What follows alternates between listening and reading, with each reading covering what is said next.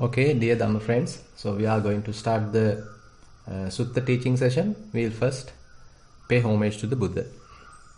Namo tassa bhagavato arahato samma sambuddhassa.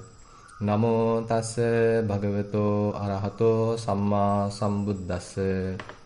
Namo tassa bhagavato arahato samma sambuddhassa.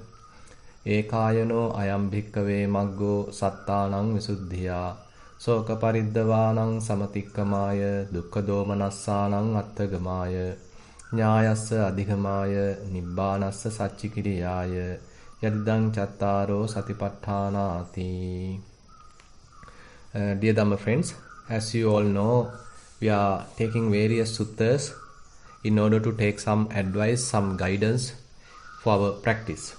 Now we are talking about Satipatthana Sutta, which is available in Majjhima Nikaya as well as in Digha Nikaya.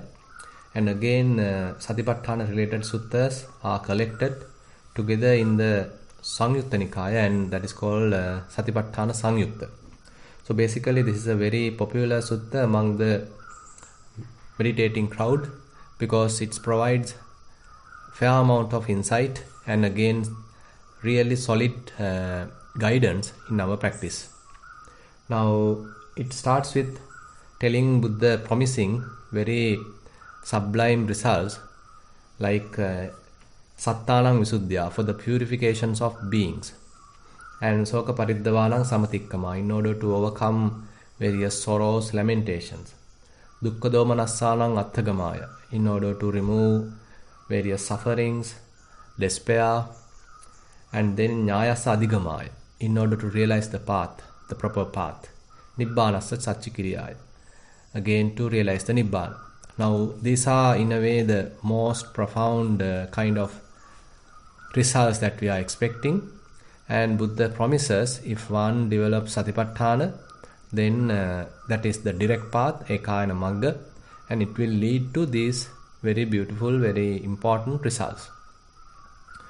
And we discuss Kayanupassana, and their prominence is given to the body, and various bodily activities, bodily processes are being used to establish mindfulness. And again, there are many different ways of looking at the body, many different views, and with that also we can have a proper understanding about the body, and we can remove delusion. So we have many different wrong views related to the body, and if one properly looks at the body according to the Buddha's teaching, so one will understand a better way so that it is more realistic. And then we moved on to Vedananupassana, where various feelings are being observed, and everywhere basically all these either bodily processes, feelings, mental states, thoughts have to be realized at that very moment, have to be known at that very moment. So that is the most important thing. It is not that we are looking in a book to understand the mind. It is not we are looking in a book to understand our body. Rather, at that very moment, at this present moment, we have to observe it and we need to experience it. So this experiential knowledge is something throughout the Satipatthana Sutta which is emphasized, and therefore we need to connect with the body when we are dealing with the Kayanupassana. Similarly, we have to connect with the feelings when we are dealing with Vedananupassana. But anyway, during the observation, there are many insights are arising as a result. So, kind of a detachment also going to happen. Then it is not kind of a connected observation, but kind of a detached observation. At the beginning, we can't do it because of various distractions. Mind will be drifted towards the past and the future. So at the beginning of the practice, we are using this very phenomena as an anchoring point for the mind. So when we are observing the breath, so breath helps us to sustain our attention in the present moment because breath happens in the present moment. But later, as the mindfulness develops, so there's a kind of a detached observation going to happen. So at that time, like someone else is breathing and we being observing that process at a distance. So this is how it is evolving. So we need to recognize this evolvement. So we have to expect that evolvement. Otherwise, we think that we always have to have the same view or same kind of an understanding about the breathing. But as we are moving forward, this experience is going to evolve. So we have to be ready to accept this change, ready to accept this evolvement. Now, suppose one is now capable of observing the breath. As a result, one knows how to continue detached observation. And similarly, one has the capacity to observe, say, various feelings. And then one can move towards the mind, where various different emotions particularly may arise in the mind. So, based on one's sensitivity, based on one's mindfulness, we can recognize them at their very different stages. If your mindfulness is very high, very sharp, then you can recognize it at its early stage. But if you are not, then we may recognize it once it has grown to some extent. Now in the Chittanupassana, so basically we are recognizing various emotions, and once we recognize that, we can allow them to pass away. And there also we can observe it as a separate person, as a third person. It is not that our own lustful thought arising, it is not our own, say, resentment arising, it is not our own kind of distracted mind arising, but rather it is a phenomenon. It is a distracted mind, it is a lustful thought, it's a angry thought. So likewise, now the yogi has the capacity to look at it objectively. So that observation, that skill is something that we are developing from the very beginning of the practice.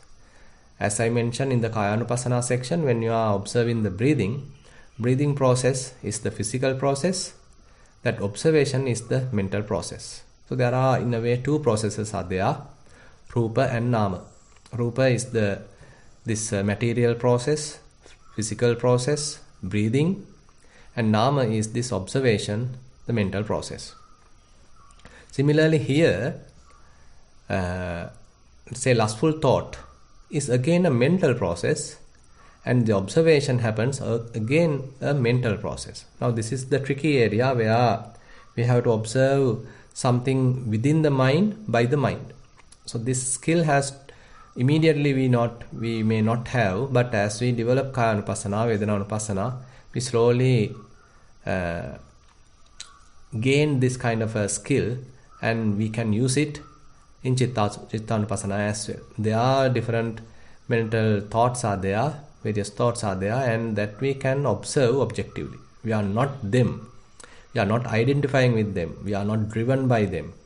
Rather, we have now the capacity to observe them objectively.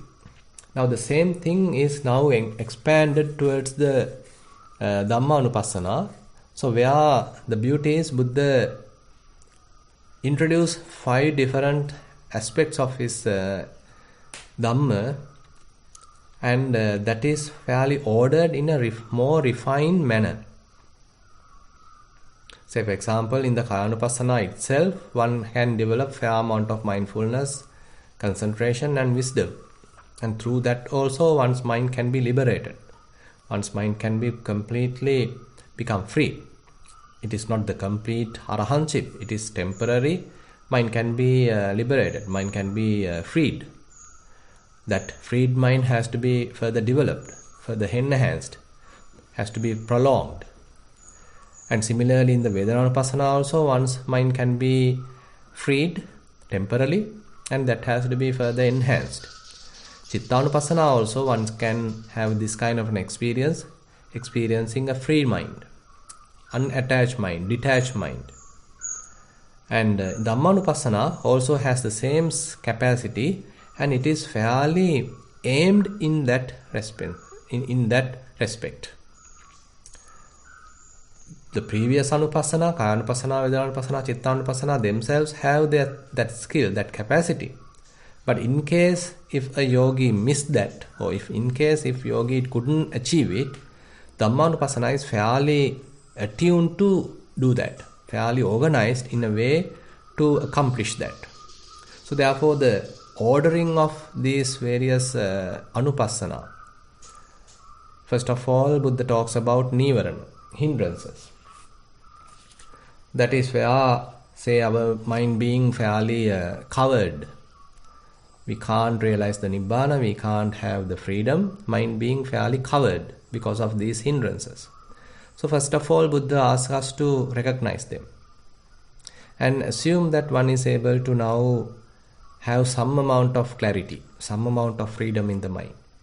Then Buddha introduces 5 khandhas, how we knowingly or unknowingly get attached with various khandhas, various aggregates. So that Buddha asks us to realize, so that we get some amount of understanding about aggregates as well as this experiential or the kind of the experience that we call as a person. We all have different types of experiences and we define it as a person, define it as a I, define it as you. So we are giving various names, labels, and we are basically lost in that conceptual world. Now Buddha takes us to a different level, different domain, to look at our own experience accordance with these 5 aggregates. So now further enhancement of wisdom going to be developed, detachment going to be developed. And then Buddha takes us to 6 sense bases. When we are dealing with the world, with the environment, how are we handling various sense bases like eye, ear, nose, tongue, body and the mind. So with these sense bases we are communicating with outside. So when we do this communication, when we do this transaction, so how the mind going to be entangled, how the mind get polluted. So that is being observed in the ayatana pabbha, in the sense bases. So you can say Buddha is taking us a kind of a deep path, starting with recognizing various say defilements, hindrances, and then further enhancing that knowledge into some understanding about aggregates, so-called I, me, you, all are now turned into some another perspective, that is in terms of the aggregates. And then further that understanding is fairly expanded by even understanding how we communicate with outside. That is the ayatana. And then as a result of this sort of a very enhanced practice, deep practice, so one is able to develop enlightenment factors, mindfulness, then the investigation, effort, rapture, tranquility, concentration and upekha, that is the equanimity. So likewise there are certain positive qualities are being developed in the mind. So now emphasis is given to further develop it, to further enhance it, to understand it. So likewise now the mind is fairly attuned towards the Nibbana, towards the realization of the Nibbana, towards the freedom. And then ultimately in this 5th section, Buddha talks about his one of the best of his teachings, that is the Four Noble Truths. So there are also how one can experience Four Noble Truths practically. So that is being highlighted in the 5th. So you can see there's a very beautiful ordering of the practice in this Dhammanupassana section. So as I mentioned, even the previous anupassana, kaya anupassana, vedana anupassana, chitta anupassana, also very profound, and they also have the potential to free one's mind. If not, it doesn't happen. So this Dhammanupassana is fairly attuned in that respect. So if when one is properly developing, then the higher possibilities there are to experience a free mind. So Buddha starts with Dhammanupassana, this section in Nissarana. So there are Idda bhikkave bhikkhu dhammesu dhammanupassee vihirati panchasu nivaranesu. So this bhikkhu, this practitioner, is now watching the various phenomena and these various phenomena being observed objectively. Now, as you know, as we develop fair amount of mindfulness, we can observe various phenomena objectively. I emphasize that at the beginning as well. When we are observing breath, so breath is a physical process, physical phenomena, and we can detachedly observe that using sort of a mental process. So that is possible. So similar approach if we apply to the Vedananupassana, various feelings are there, we can observe them objectively with a detached manner. Similarly, there are various thoughts. Now we are coming to the hindrances. Assume there's a sensual desire. So now one can observe sensual desire as a phenomena. It is not my sensual desire. It is not I am the sensual desire. It is not that sensual desire is myself. Rather, sensual desire is a phenomena. So this understanding is very prominent, very critical here, because we now recognize sensual desire as sensual desire. So Buddha says, Ida bhikkhave bhikkhu santang va ajjattam kamachandam attime ajjattam kamachandoti pajanati. When there is sensual desire present in the mind, at that very moment, the monk, the bhikkhu, the practitioner understand, okay, at this moment, the mind is occupied with sensual desire. Asantang va ajjattam kamachandam nattime ajjattam kamachandoti pajanati. Assume now there is no sensual desire. So the monk can recognize, okay, there is no sensual desire. So he vividly understands this difference. The presence of sensual desire also he is aware. When it has gone, when it is free, so that free mind, free in the sense free from sensual desire, is also can be understood. So kind of a introspection is happening continuously. So this practitioner is now constantly being aware of the mind, and as a result he can aware various mental states present in the mind. So when sensual lust, sensual desire is there, so he can recognize it. When there is no, again he can recognize it. So as he continues like that, he is not promoting it, he is not fertilizing it, and he is not driven by it, he is not caught it. Rather, he objectively look at it and not feeding it. As a result, it can't stay longer. You know, none of these hindrances can sustain by themselves. So they are getting some amount of energy, some amount of power from ourselves, from our own mind. But if we are able to do this detachment, if we are able to look at it in a dispassionate manner, objectively, then that source of energy cannot be further sustained. So those phenomena themselves are not really permanent. They themselves are really impermanent. So as a result, they start to fade away. Slowly they start to disappear. The same thing is true for anger. Assume there is anger in the mind, ill will in the mind. So the monk can understand, okay, there is ill will in the mind. So when there is no ill will in the mind, there is no ill will in the mind. So he can recognize it immediately. It is not that you are asking from someone else, it is not that you are looking at a book.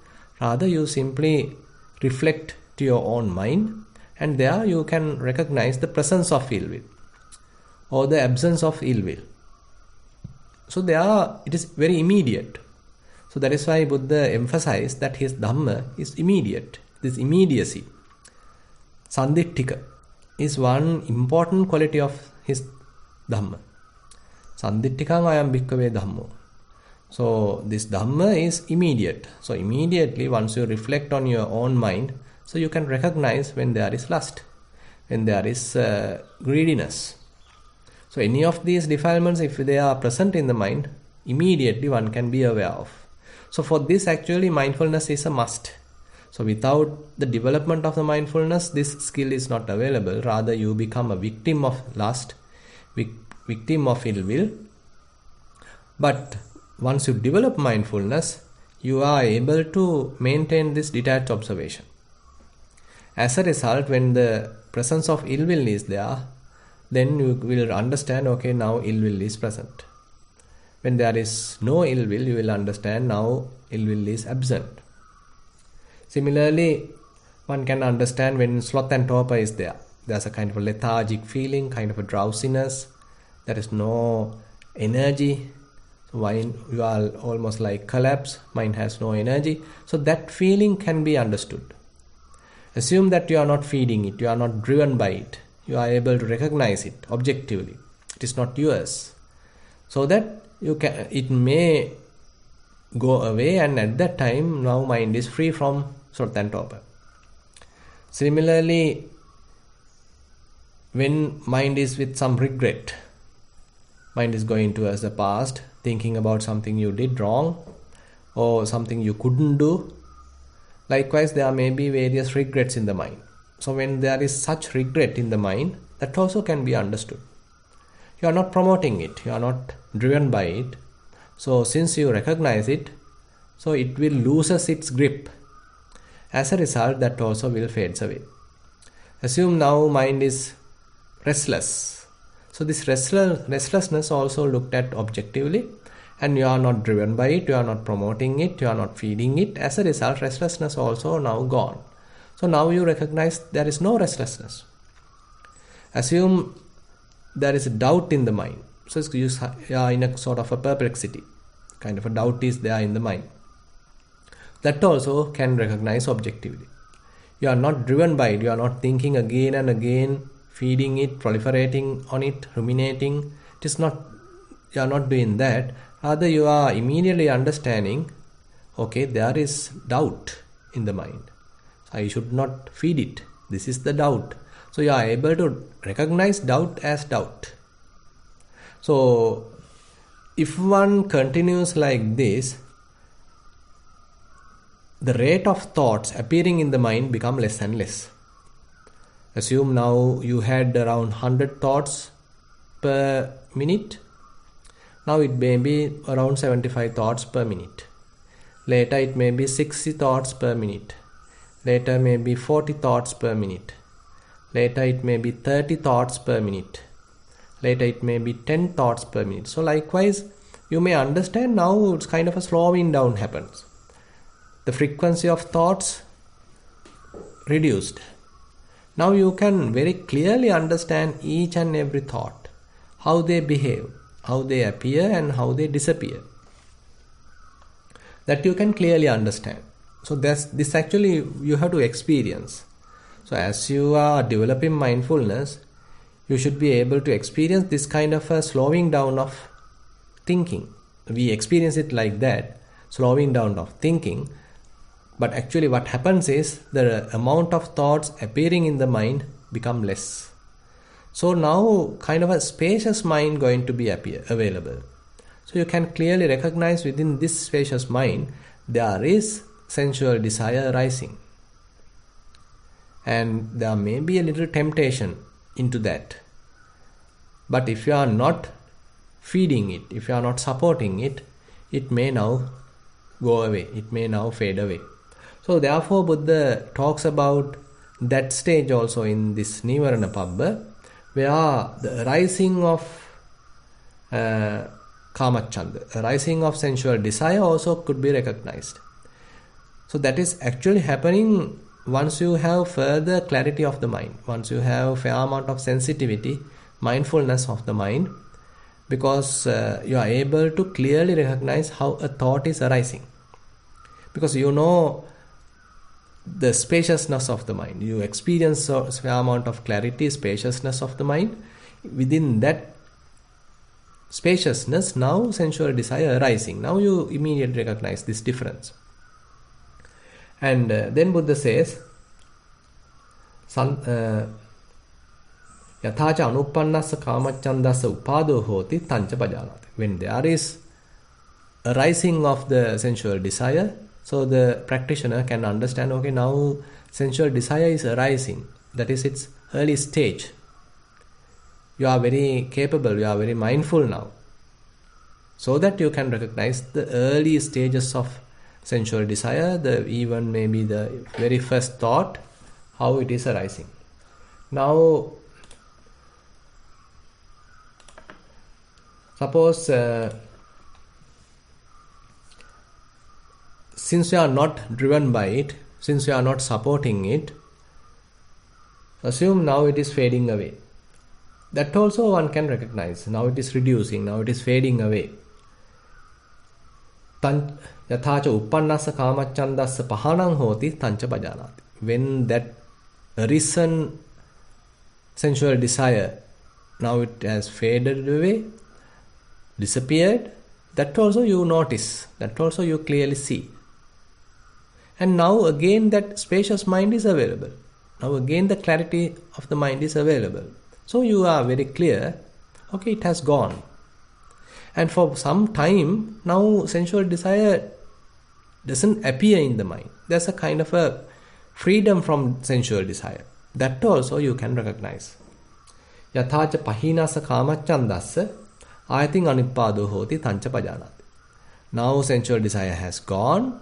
It hasn't come yet. So this process you can vividly, clearly can understand. So Buddha talks about ill will. So at the early stage you simply understand, okay, now it is there, because you couldn't recognize it at its inception, at its early stages, but once it is grown to some extent only you recognize it. But later, as your mindfulness refined, you are more experienced in the clarity of mind, detached mind, free mind, and there ill will is arising. So you can understand this arising aspect. Ill will was not there, but now due to some reason, ill will is arising. So you can recognize it. And since you are not promoting it, since you are not driven by it, since you are able to detach from it, now you do detached observation. Now ill will loses its power. It will not capable of getting some energy towards it, so it has its own lifespan. It will slowly fades away. That also you are recognizing. That also you are noticing. Okay, now that arisen ill will is fading away. It is reducing now. You are calming down. Mind again going back to that clarity. Now ill will is gone. Pahinasa vyapadasa ayating anupado hoti tancha pajanati. So you will understand, okay, that arisen ill will has gone. It's not there now. For some time you may experience a mind free from ill will. That also you appreciate, that also you clearly recognize. Then Buddha talks about similarly on Sutta and Torpor. So previously, once you become somewhat lethargic, somewhat drowsy, then you recognized, because the sensitivity is less. But as you develop sensitivity, as you develop mindfulness, so you are able to recognize the very early stages of sloth and torpor. Very first kind of a symptom of sloth and torpor you can recognize. And since you recognize it at very early stages, you are not promoting it, you are not driven by it, now it has gone. That also you can recognize. Okay, now the mind is free from ill will. It has sloth and torpor. Whatever arisen sloth and torpor, those symptoms are not more there. Now mind again back to its normal state. You recognize that also. So once the sloth and torpor has faded away, gone away, now you are experiencing the normal, typical, clear mind. Again, mind is energetic. So that also you recognize. And as the mindfulness further develops, so Buddha says, when there is any kind of a single thought of regret arising in the mind, related to the past, maybe even certain thinking about the future, various uncertainties. So these very thoughts, these very, say, regretting thoughts, when they are appearing, so at this early stage, you are sensitive to it. You recognize it. So therefore, Buddha says,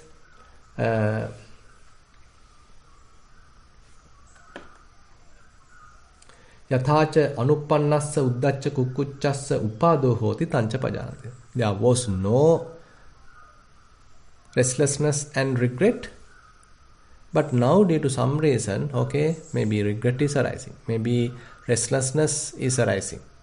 So you can recognize these early symptoms.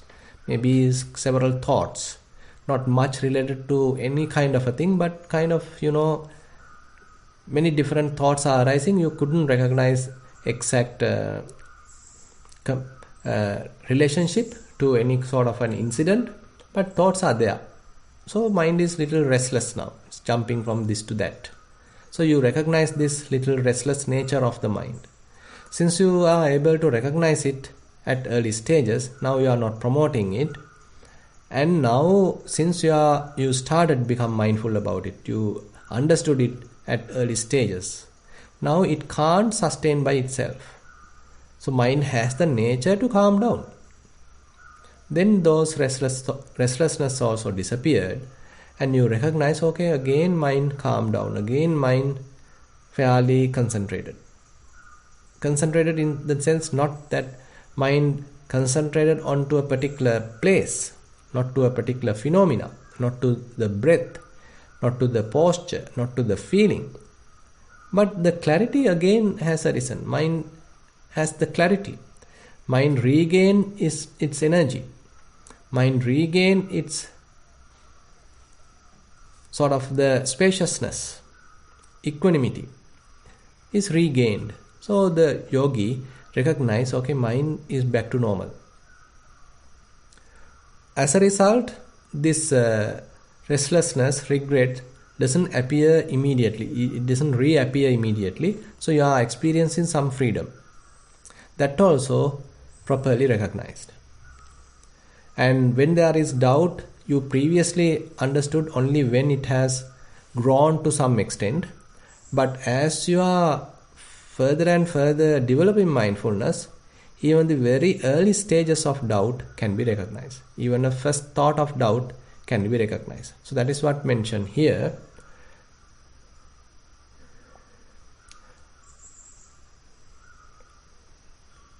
Anuppannaya vichikiccaya uppado hoti tancha pajanati. When there was no doubt, there was clarity in the mind, but due to some reason now doubt is arising.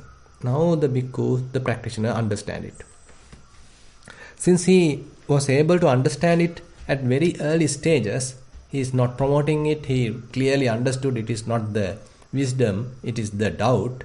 So I should not promote it. If it is being promoted, then I may become sort of more doubtful, get into perplexities.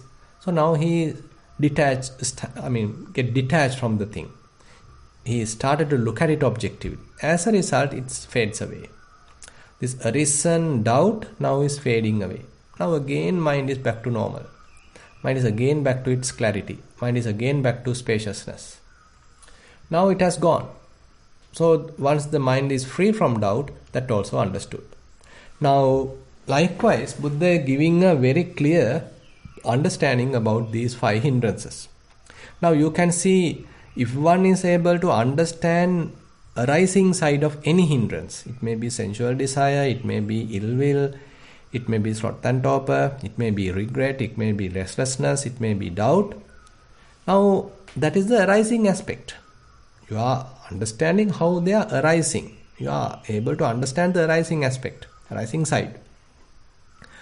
And you do the detached observation, and as a result, you are able to understand now it is fading away. Because you are not promoting it, you are not feeding it. It loses its grip. It loses its ability to sustain it. Because we are the one promoting it. But now we stop that. As a result, now it starts to fade away. So that is the fading away side. Previously the samudaya, now the fading away, the vaya. Samudaya dhammanupasseva dhammesu viharati. Vaya dhammanupasseva dhammesu viharati. So there are any of these hindrances you can use in order to recognize this arising side, how they are developing. And once you stop promoting it, once you stop feeding it, now it slowly get on to the cessation aspect, cessation side. Because they have the nature to cease. They have the nature to calm down. They have the nature to fade away. They have the nature to disappear. And that also you will understand as a matter of fact, as a reality. They have the nature to arise and they have the nature to pass away. They have the nature to come and they have the nature to go. So you clearly recognize this, how thoughts are behaving in a way. By reflecting your own mind, you very clearly understand how thoughts are arising and how thoughts are passing away. So this is a very beautiful understanding, because you are able to look at the mind, by the observation mind, and there you will understand even various thoughts, various hindrances have the nature to come and go, have the nature to arise and pass away. So again and again this has to be reflected. Again and again you have to look at it. Then basically there are no more devils. You are no more afraid of nivaranas. You are no more afraid of various hindrances. When lust arising, you are not afraid of it, because you know it has the nature to go away. When ill will arise, you are not afraid of it. You know it has the nature to pass away. When sloth and torpor arise, you are not afraid of it. You know you can overcome it. It has the nature to cease. Similarly, when restlessness arises, you are not promoting, you are not unhappy about it, because you know it also has the nature to pass away. When kind of regret arises, you are not promoting it, you know that it has the nature to pass away. When doubt arises, you know it has the nature to pass away. So you are now developing wisdom because of hindrances. Now typically we think hindrances are very bad, they are unwholesome, we should immediately reject them, we should immediately try to get rid of them. So that is the typical understanding we have. But when it comes to Dhammanupassana, now you are looking at hindrances in a different perspective, in a different manner, so that you are even developing wisdom using hindrances. Because they are merely phenomena, mental phenomena we can say, and they are showing the real nature of the sankata. Whatever condition phenomena have the nature to arise and pass away. They are completely impermanent. They are transient. So now even the hindrances are showing that beautiful reality. Now we are using hindrances to understand the reality. So in Dhammanupassana section, therefore, very deep insight is available. So you are recognizing various hindrances and you start detached observation. As a result, you understand they have the nature to pass away. So more and more one develops that, so there is an insight arise in the mind. Fair amount of insight arise in the mind. So there now the yogi understand Atti Dhammativa Panassa Satipatthana hoti. They are not devils, they are not mine, they are not me, they are not I. They are Dhamma, they are phenomena. They have their own causes and conditions. They are not belongs to you. They are merely Dhamma, they are phenomena that you will understand. Yavadeva jnanamattaya patissati mattaya. Now you are using these various phenomena, various Dhamma, various hindrances in order to further develop mindfulness, in order to further refine your wisdom, further sharpen the mindfulness. As a result, now you are properly handling hindrances appearing in the mind, and when there is no hindrance in the mind, that also very clearly recognized.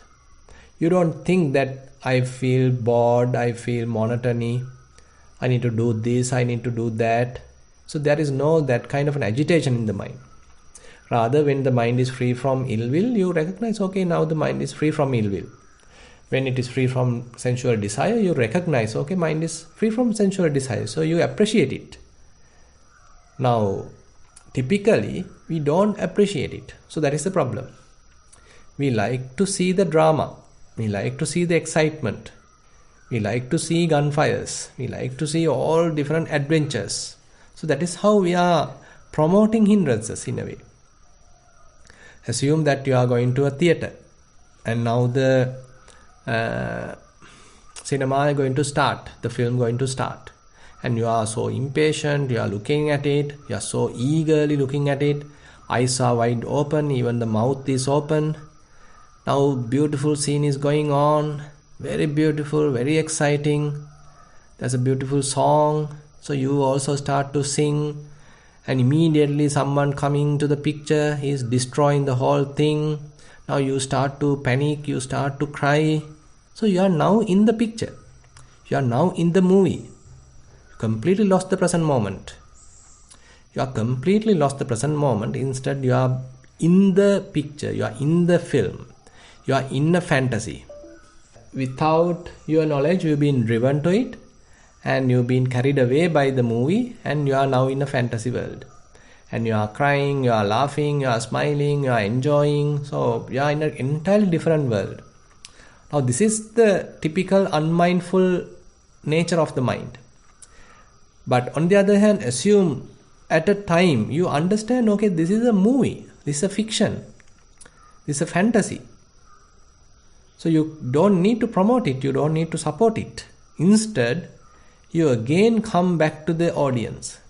You again sit in the audience. You are not in the picture. You are not in the drama. You are not in the film. Rather, you are back in the audience. You are now have the correct perspective. You now do the detached observation. Similarly, in the mind also, if we are being driven by hindrances, then we are in the picture. Then we are in the movie. When we are in the drama. We are an actor or actress in the drama. But once we establish mindfulness, then we are able to do a detached observation. We are able to do this observation. Not in the picture, but you get this proper vantage point. So that your hindrances are something and this observation mind is another thing. You do this separation. As a result, assume now you are not promoting it, you are not driven by it, you are not a slave to it. As a result, now they slowly fades away. Now, once these hindrances fade away, Buddha says, okay, that also properly recognized. So, when there is no hindrance, that also properly recognized. And now assume mind is completely free from hindrances. Also, you are not attached to anything else either. You are not putting your attention to breath. You are not putting your attention to posture. You are not putting your attention to any sort of a feeling. And there is no any other thought either. And mind is free. Nothing is there to hold. Nothing is there to grasp. So there Buddha says, Anissitocha viharati nacha kinchi loke upadhyati. Now the yogi stays unattached, detached from everything in the world, not grasping anything in the world. So this is something possible even when you are going through these hindrances. In the sense, even when you are observing hindrances, this potential is available. So once you handle it properly, once you look at it objectively, arisen, lust gone away. Now don't invite it again. Don't put your attention to something else. So be in this cessation. Be in this nothingness. Be in this emptiness. Be in this freedom. So this is in a way kind of a lesson that we need to learn. So once any kind of an emotion, any kind of a hindrance come, so that if we understand, okay, if it goes away, if I am handling it properly, it may come up with the opportunity for me to be free. If I am properly handling it, once it is fading away, when I am paying attention to it carefully, it will take me and establish me in the cessation. Because it has the nature to pass away. It has the nature to cease. So you are now established in this cessation. You are now established in the freedom.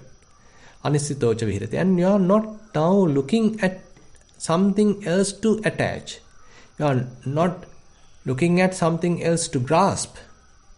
So now have the capacity to be independent. So that freedom, that independence is available in the mind. So we need to recognize that potential in the mind.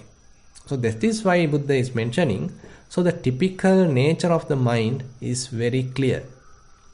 Typical nature of the mind is very clean. All these hindrances, all these many different defilements, various mental states are strangers. They are not the nature of the mind. They are strangers. They are aliens in a way. So once we know that, then we say, okay, there's a possibility of coming back to this original mind, coming back to this pure nature of the mind. So that is what Buddha is catalyzing. That is what Buddha is promoting. That is what Buddha is preaching. Okay, there is potential. You don't need to be a Buddhist even. You don't need to be a sort of a Sinhalese or whatever it is. This nature is there for anybody.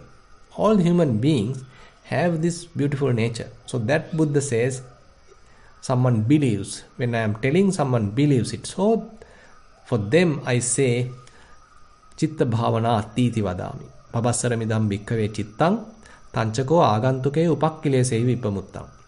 Tang sutavato arya savako pajanati. Santutavato arya savakassa chitta bhavanam attiti vadami. That is why Buddha mentioned in the Anguttara Nikaya. So this original nature of the mind is very clean. All these different defiled states happen because of these external qualities. They are external to the mind. And once that is being believed by the Arya Savaka, the noble disciple, he is now improving himself, developing himself to further establish himself in this clarity, in this pure nature of the mind. So that is the kind of an encouragement Buddha gives to experience this clarity of the mind, unattached nature of the mind, spaciousness of the mind, and that is the original nature of the mind. So with that note, I like to conclude today's Sutta teaching. Now I open the session for questions.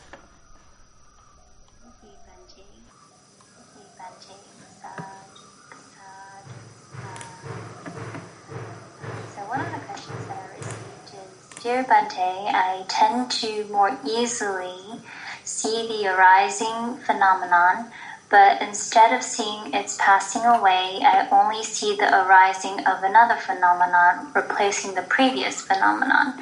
Bhante, please give me guidance for how to arise the insight of the ceasing of phenomenon. Thank you. Yeah, actually, more you develop mindfulness, it becomes somewhat obvious. Actually, mindfulness has to be coupled with clear comprehension. So clear comprehension is the one properly giving us the details of the complete picture. Say for example, as we have less mindfulness, less clear comprehension, you can't see the complete picture. Once something is before it fades away, immediately our mind jumps to another different phenomena. We are not seeing the full picture. We are not staying ourselves with the same phenomena in order to see its complete lifespan. Instead, we have already jumped to something else. But assume, even when it is really bored, you are trying to continue observing this same phenomena. Assume, say for example, you are observing a breath. So, when you see the beginning of the in-breath, say the middle of the in-breath, assume that you lost seeing the end of the in-breath. So then immediately maybe the beginning of out-breath is there. So your attention being driven to the out-breath, arising aspect of the out-breath. Because you lost seeing the ending part of the in-breath. But the clear comprehension is present in your mind, then you are able to refine your attention and you are able to recognize even this ending aspect of the in-breath. And there may be even little gap just before the beginning of the out-breath. So likewise, we are not able to look at the complete picture because we have less clear comprehension. And anyway, you don't need to discourage, because as you are further and further observing the mind, so as I said, the amount of thoughts coming to the mind become less and less. So the frequency become less and less. So as a result, you may be able to vividly see, vividly understand, okay, the complete cycle of the thought, complete cycle of any phenomenon. So it may naturally happen. So that is why even in the Dhammanupassana, first the emphasis is given to the arising side. Samudaya Dhammanupassiva Dhammesu Viharati. So you may be understanding, okay, they have the nature to arise, they have the nature to arise. So that is also a kind of an insight. But once you using that understanding further and further, that will eventually even develop the skill in yourself to see the fading away. So don't worry. So you will gain that skill. It will naturally happen. Yeah, we can go to the next section. Okay, thank you, Bente. And just for anyone that may be new to our Sutta teachings, you may ask a question by raising your hand, or you may send them to me anonymously as well. Go ahead, Chitra Devi, you may unmute. Thank you. So Bhante, this sutta is, the Buddha is trying to show us the impermanence, that's what the Udayavaya, and also the for us not to cling to this body and feelings and everything else. And ultimately not clinging to anything in this world. Would that be right if I ask that? If I said that is correct? Correct. Yes. Actually, it is not unique to this part. It is common to every part of the Satipatthana. Yes. So my other question is that though we are doing all these things in the meditation process, we can also do it. This Udayavaya especially, when we are even doing our daily activities, would that help us to develop this concept of impermanence that the Buddha is trying to get us to understand? Sure, definitely. Because the thing is, if we develop that sort of a perspective in the mind, that really helps to refine it while we do the vipassana. Because you can't say, now say you start sweeping the floor.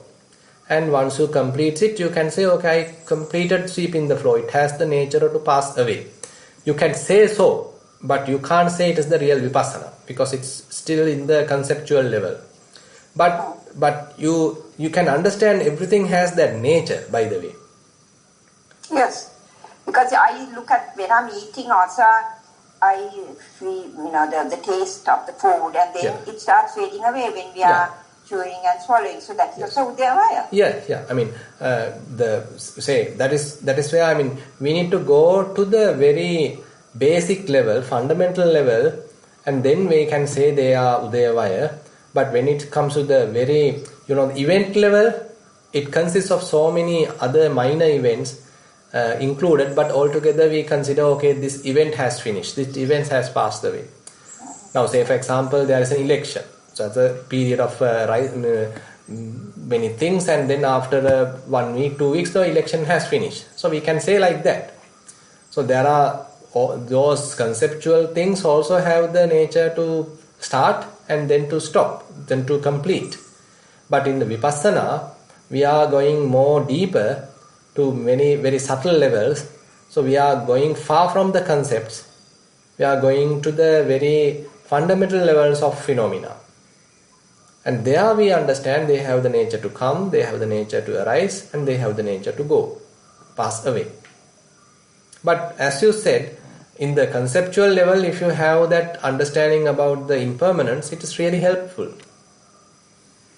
Yes, Bhante, and for me, when I look at my breath, and now that we have been doing this for so long, I can see the rising and passing away of the breath quite early in, I don't know whether that's a gross level or what, but I can see that quite early. But from what I'm understanding from you is that it has to be a more refined kind of thing. Yeah. Is that right? Yes. Because breath is by itself very refined aspect.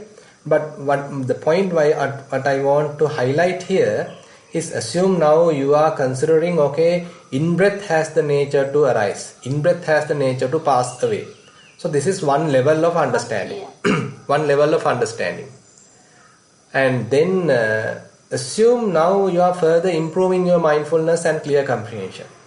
There, now say you can't understand whether it is in-breath or out-breath, but something is there. Some sort of a sensation is there. Now you can't label it.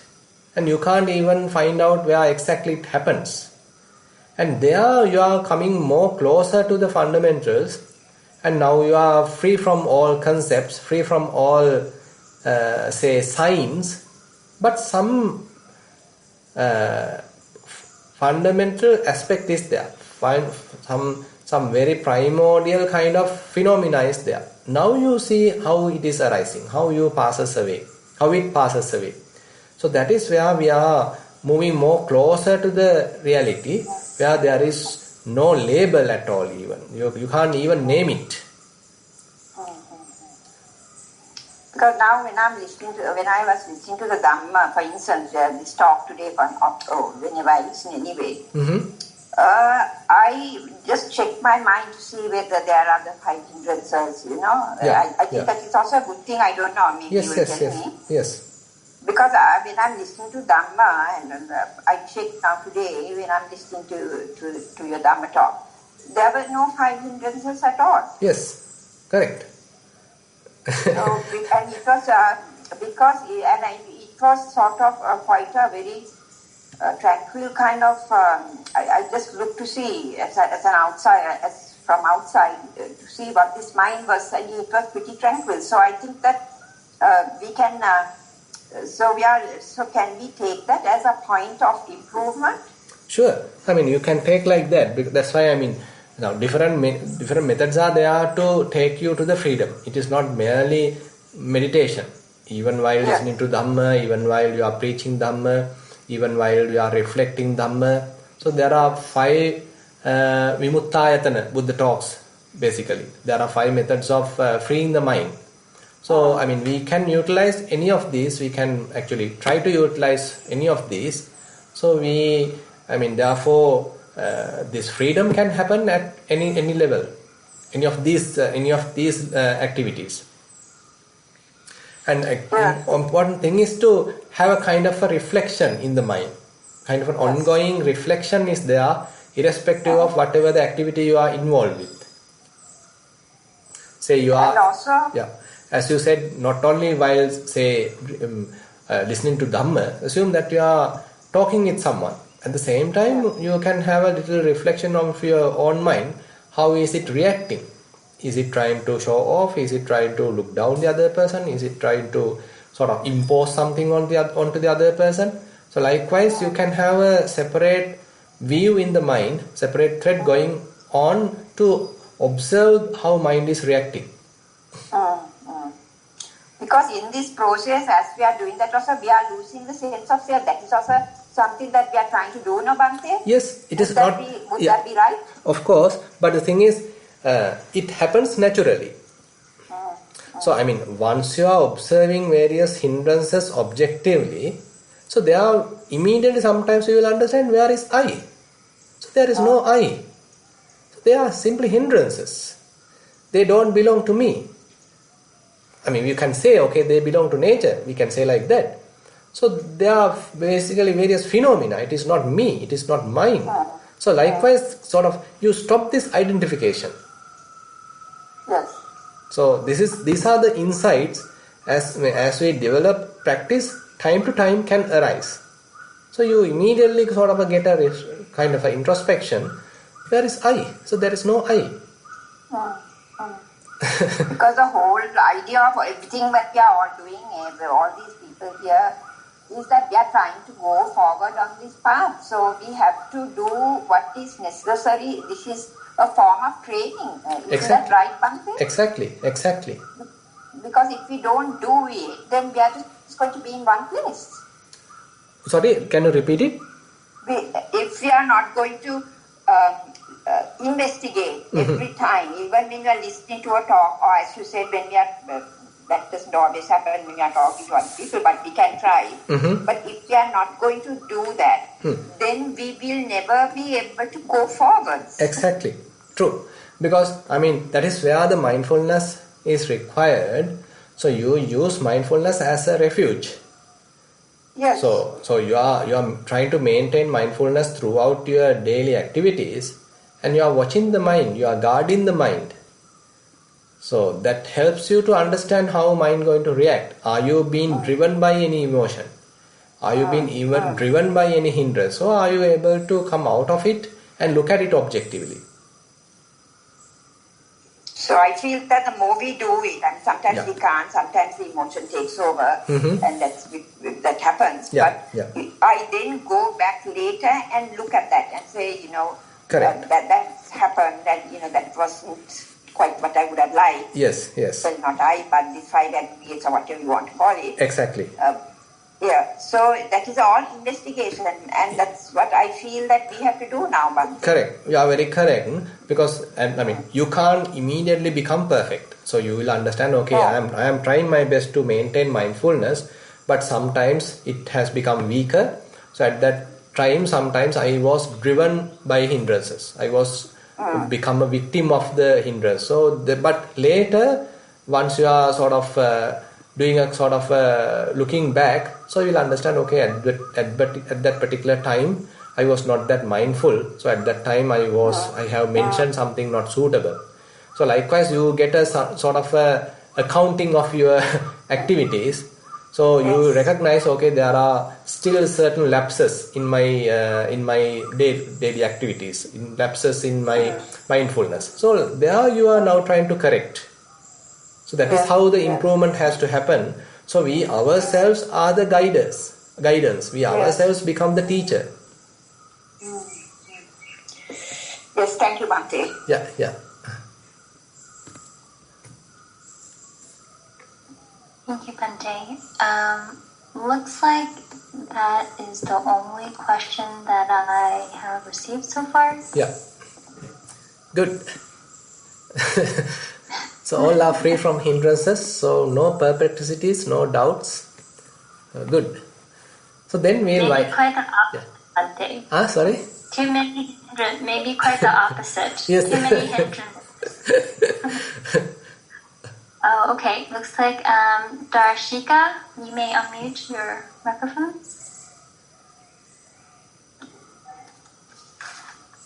Yes, Bhante. Can you hear me, Bhante? Yes. Yeah, this is regarding my practice. Now, currently in my practice in walking and seated meditation, I go to this large empty space very soon and only get a few thoughts in a period of 1 hour. I do 1 hour of seated, 1 hour of walking daily, or more than that. When watching very closely, I can see the thoughts arising at the very moment it arises. And as there is no feeding or promoting of thoughts, I can see the thoughts passing away immediately. So basically, I see them arising and passing away of these thoughts. Otherwise, I'm just living in the free, empty space. So what I want to find out is what I should do next. And also when this arises, because you're like detached from the body, what happens to the mental process? Those are my 2 questions. One thing. Yeah. So mental process is going on, body process also going on, but we have the capacity to maintain that freedom. So the mind doesn't need to always attach with something. The mind has the capacity to be independent. So that is what we are trying to emphasize here. That is what Buddha is emphasizing again and again in the Satipatthana Sutta. Anissitocha viharati, rachakinchi loke upadhyati. So you are understanding the nature. There's a kind of a potential available in the mind. So it can stay free. It can stay unattached to anything in the world, not grasping anything in the world. So that is what we literally tells as emptiness, calmness, unattached nature, bounded, unbounded nature, boundless nature. So likewise, so these different terms maybe you can use, but the point is, mind is not grasping anything. So now, important thing is you have to have a kind of an observation going on. It is not also effortful, but rather kind of effortless observation, effortless kind of mindfulness. Now, at the beginning of our practice, we do effortfully try to be mindful. But later, once we are coming to this kind of area, so the mindfulness becomes kind of part of the practice. It is very much effortless kind of a thing.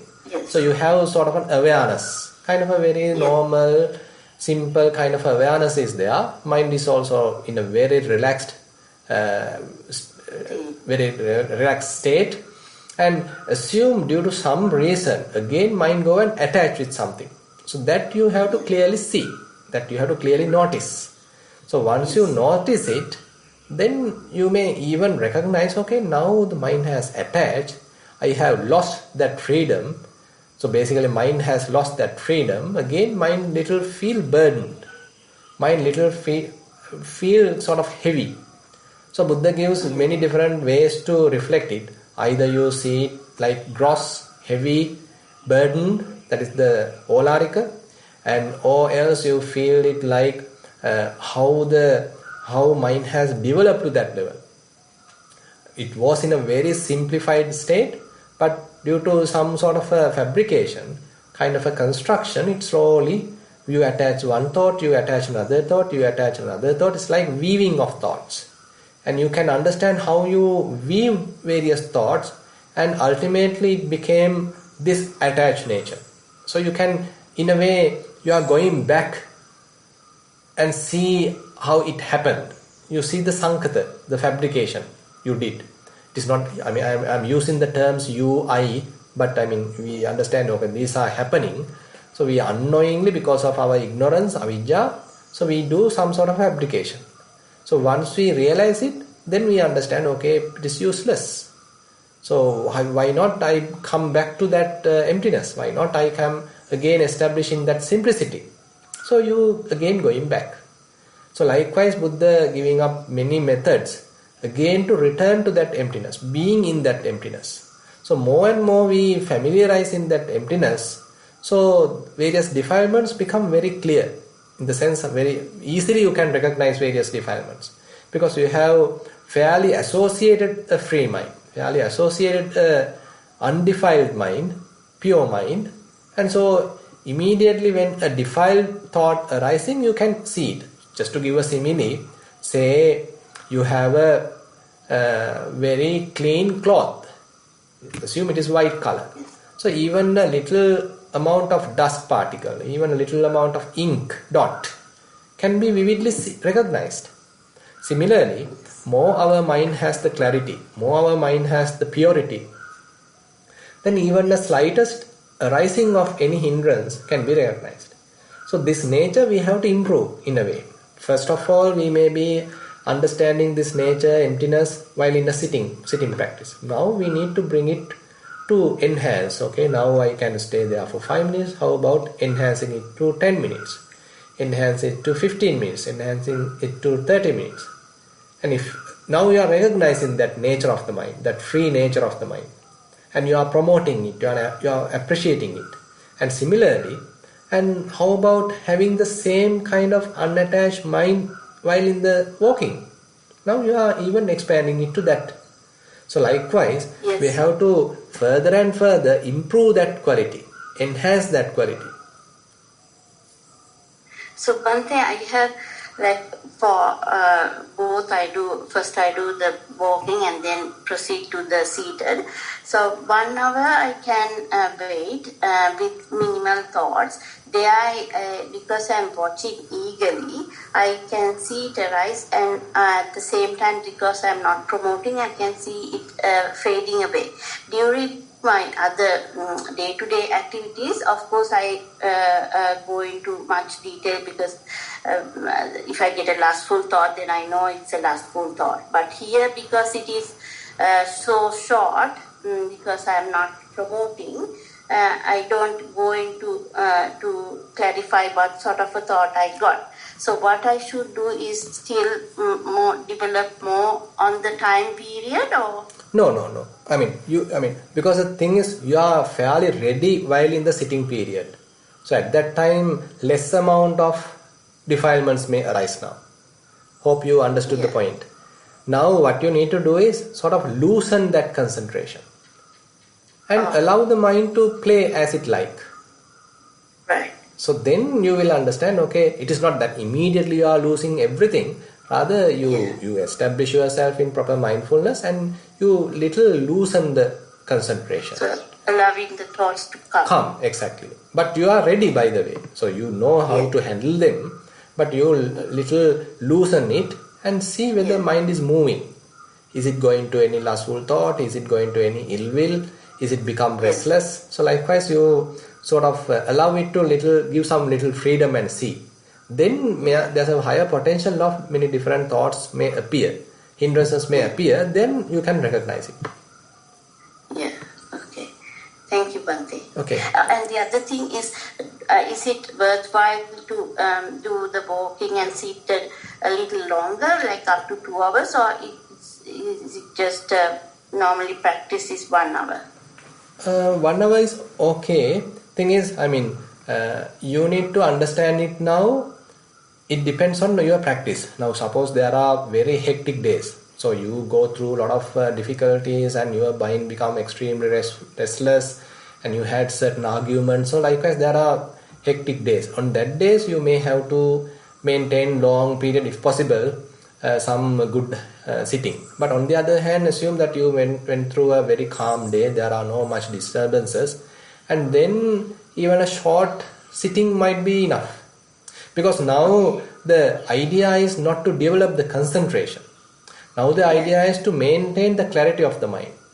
So the concentration, now typically concentration in terms of the samatha, we can say, okay, you are absorbed to a particular object. But here it is not. You are trying to maintain a free mind. So so there you have to be careful. While in the sitting, is it going to go and lean onto something? Is it going to go and attach with something? It can unknowingly happen. Here, if the mind habitually go and attach with something, then that is not the point. It has to maintain sort of a relaxed, very unattached, free kind of a state. Then we have handled it properly. The other thing is sometimes I like fall asleep, but I'm 100% sure I don't fall asleep, because as soon as I wake up, I'm in the seat that I can go to the posture, because the mind is the breath is so subtle. I can't go to the breath, but my body tends to fall, and automatically it straightens up and then gives a jerk. So that also happens. So that's okay. No, that little indicates too much concentration. So you better improve more into the walking side. So maintain more. I like walking better because I have a problem with my foot. I have a lot of pain because I suffer with Parkinson. I do a lot of walking. It's when I do the seated that it happens. Okay, because while walking, just do it very relaxed way. Just with very relaxed, very calm, and you allow the body to simply walk while maintaining mind free. Don't put your attention to the sensations now. rather keep your attention free, just free. So actually the practice become more and more simpler now. Yes, it's like just walking freely without and not attached to anything. Anything, exactly. Light and free, and it's like a very blissful state. Yes, exactly. And you can check. So when there is a sound, you may recognize it, but mind hasn't lose its clarity. Mind didn't immediately go and distract it. If there is a sight, you may see it, you may notice it, but mind does not completely lost its mindfulness. So likewise, these various distractions become weaker now. You are able to maintain the stability of the mind. Okay. Okay, thank you, Bante. Okay, Theruvan Sannai. So I think, Theruvan Sannai. yeah. Okay, we have... And then, Yeah. oh, Bante, sorry, we have one more question. Is it okay? Okay. Dear Bante, when we have the objective mind, the observing mind, which reflects on the phenomenon arising and passing away, how can we not identify with this reflecting mind? I find that I identify with the observing mind as the I, which is observing. Thank you. Yeah, that is actually, you give a kind of an interpretation. So, I, when the perspective of I is a separate, another process, another mental process. Observation is another mental process. And the lustful thought, whatever the hindrances are, another mental process. So, when we do the observation, simply do the observation. Don't think that I am observing. Rather, the observation is going on. Observation is there. In front of the observation is the whatever kind of mental aspect, mental phenomena, maybe ill will, maybe lust, sensual lust, whatever it is, and that is one phenomena. Observation is separate and observation is going on. You don't need to call it as I. And later you can even recognize how you make an I. So that is a separate process. Due to various incidents, by using various incidents, maybe even using various skills, you can make an I. So that you can separately recognize. So therefore, when you do the observation, you don't need to interpret telling that this observer is the I. There is no such observer. There's a kind of observation process. Yeah.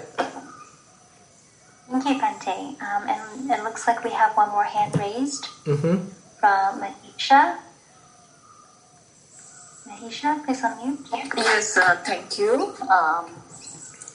Bante, this is like a kind of a practical question that I'm asking. Now, in day-to-day life, when I'm trying to be mindful, sometimes it works well, but suddenly, if when someone tells something or when a situation arises, now I recognize, okay, now I think I'm having some contradiction with what I heard, so I'm getting on those hindrances and I'm going to, getting angry thoughts, for example, I'm saying.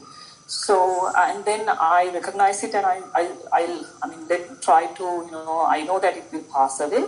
So I don't have to feed it, and then it passes away for a while. But again, it's coming, and then again I try to think, okay, this is coming again, and when is this going to finish? Because it comes again, and then it goes away. It comes again, and sometimes it comes in a different strength. So first one may have come in a less strength. And the second one comes in a more strength, and the third one comes in a very high strength. And my question is, can you just, through your experience, tell me a strategy or a technique where I can, keep suppressing my, the way that I'm evaluating it, or trying to look at it so that the strength can get weakened. So when it's getting weakened, actually I feel like comfortable. Oh, it's getting weak now, so that's good that I will stop getting that in say half an hour, 1 hour, like that. So that's my first question. So is there any technique that I can use to weaken the strength of it? Strength and of, other just question is, small thing. So strength of what? Strength of this, you are talking mainly about the hindrances, right? Yes. Okay, yeah. So let me answer that first. So okay. Because the thing is, so there are maybe various causes and conditions to arise these hindrances. And if their momentum is so powerful, then it may sort of propels it to very high levels. So it may brings to a very high level. So we may be aware, that is true, but it is so powerful and it may be growing to some extent. So we have to be simply careful, but we have to do the detached observation. We should not carried away by it, and we are not promoting it, but we do the detached observation. It may come to certain level and then it loses it may turn to the other side. It may turn to the cessation side. So likewise, we can't say just because of the detached observation, immediately once we start it may turn to the other side, but it may has its own momentum to grow to some extent, and then it will turn to the other side. So likewise, now they have their own nature, they have their own lifespan, and depending on the causes it caused, it may develop to some extent, and then since we are not externally promoting it, so they may start to fade away.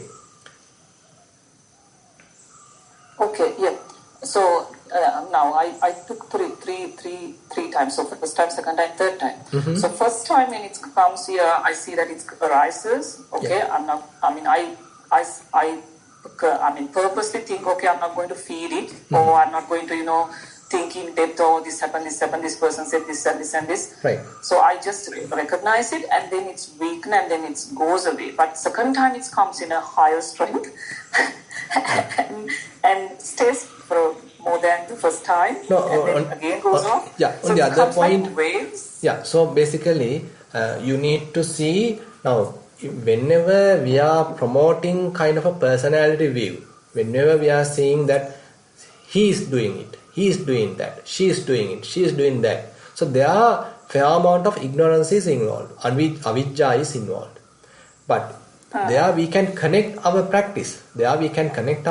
Suppose you did say dhatu manasikara, you observed various phenomena, you observed various element characteristics. So ultimately you understood, okay, there is no person here, there is no I, there is no individual. That's everywhere what is available are various phenomena, various element characteristics. So likewise you already had a kind of a deep insight during your practice. So you can apply that wisdom here. Okay. You can apply that wisdom here, and you understand you are now somewhat guiding your mind to tell, why are you looking at it as a person? There are also merely elements, here also merely elements. So that actually helps to break through that ignorance. So till we personify, till we consider it as an individual, we have the nature to fabricate. Avijja paccaya sankhara. So the fabrication happens only when we are including some sort of a personification. Okay. Yeah, like when we like getting really point where something we heard, and then it hurt us, and then we sometimes start sweating, so we can think of, okay, this is out of the sweat comes because of the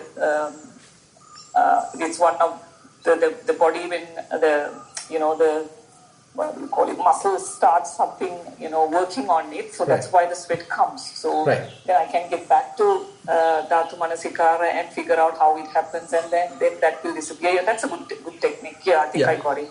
That is not the only technique. Much, that is not the only technique. I just reflected one thing. So depending on your own practice, depending on your own practice, there may be that kind of very strong insights that you have experienced, understanding the non-self nature.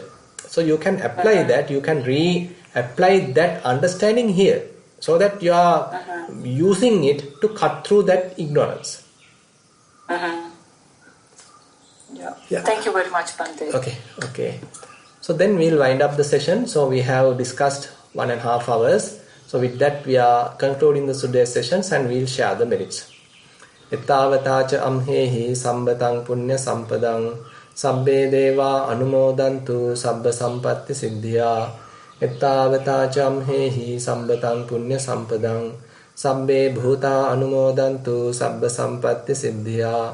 Ettavatacha amhehi sambatang punya sampadang sabbe satta anumodantu sabba sampatti siddhya. ආකාසට්ඨා ච බුම්මට්ඨා දේවා නාග මහිද්దికා පුඤ්ඤන්තං අනුමෝදිත්වා චිරං රක්ඛන්තු ශාසනං ආකාසට්ඨා ච බුම්මට්ඨා දේවා නාග මහිද්దికා පුඤ්ඤන්තං අනුමෝදිත්වා චිරං රක්ඛන්තු දේශනං ආකාසට්ඨා ච බුම්මට්ඨා දේවා නාග මහිද්దికා පුඤ්ඤන්තං අනුමෝදිත්වා චිරං රක්ඛන්තු මම් පරං ඉදං වෝ ඥාතීනං හෝතු සුඛිතා හොන්තු ඥාතයෝ ඉදං වෝ ඥාතීනං හෝතු සුඛිතා හොන්තු ඥාතයෝ ඉදං වෝ ඥාතීනං හෝතු සුඛිතා හොන්තු ඥාතයෝ ඉමිනා පුඤ්ඤ කම්මේන මාමේ බාල සමාගමෝ සතං සමාගමෝ හෝතු යාව නිබ්බාන පත්තියා ඉමිනා පුඤ්ඤ කම්මේන මාමේ බාල සමාගමෝ සතං සමාගමෝ හෝතු යාව නිබ්බාන පත්තියා ඉමිනා පුඤ්ඤ කම්මේන මාමේ බාල සමාගමෝ සතං සමාගමෝ හෝතු යාව නිබ්බාන පත්තියා සාදු සාදු සාදු